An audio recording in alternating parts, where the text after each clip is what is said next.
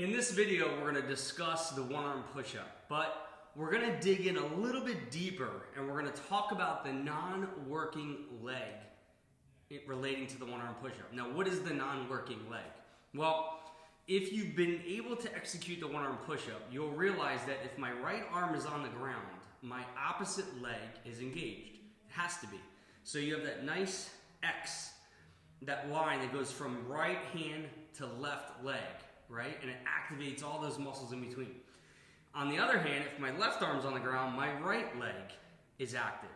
But what about the non-working leg? Meaning that leg that just kind of wants to lift off the ground or move if you're doing the one-arm push-up correctly.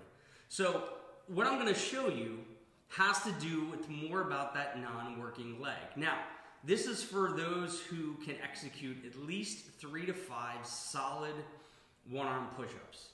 If you can do that, then we can start experimenting with this non-working leg. I came across this years and years ago, and I've been using it ever since. A lot of these movements, the one-arm push-up, the one-arm wedge push-up, all these things were self-taught. I was figuring this stuff out, playing around with it because I love body weight movements long before I was even teaching it.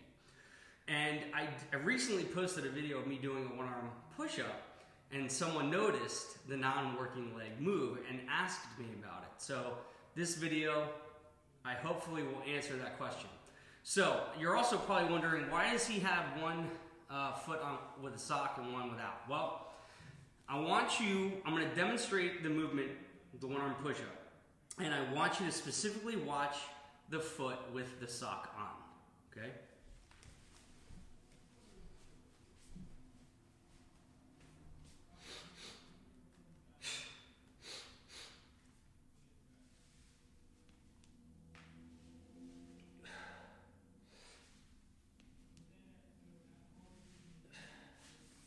Okay, so what you saw was the leg didn't lift, but what I did was I actually lengthened it. I pushed that foot back. Now, why do you think I pushed that foot back? If you think about it, the idea of the one-arm push-up and where a lot of students get caught up is they run out of space. So essentially what I'm doing is, not only is my arm in front of my shoulder a little bit to create more space and also create the wedge, but as I descend into that push-up, I'm lengthening that non-working leg, which gives me more space to move. So if this is something that you find that you're having a hard time with, where you're kind of running out of space or you're shifting all your weight to that upper body, you can start experimenting with moving that back leg. Push that back leg away from you. And it's not going to change your technique. It's just going to allow your body to sink into a deeper push-up and create more space on the way down. So nothing happens with the working leg because that's rooted. That's why I don't have a sock on this leg. On this foot. I want to be able to root that foot in the ground, but I do want that non-working leg to move freely.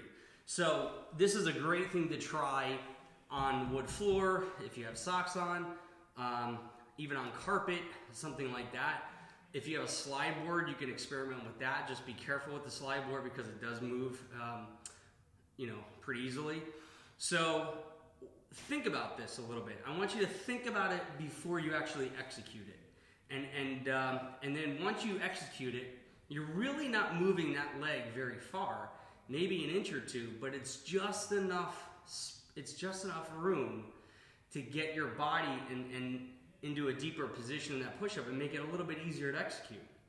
And I know some of you are out there that actually do this and you don't even think about what you're doing. It just naturally happens, and that's really good, because if that's occurring, that means you're really getting that wedge down. You're really understanding how to root that hand in this opposite leg to the point where this leg is free to do what it wants, and that's okay. So try this out. Again, if you're not able to execute the one-arm push-up, don't try it, okay? You need to work on other skills first. But if you're able to do at least 3 to 5 of these, try lengthening that leg let me know how it goes.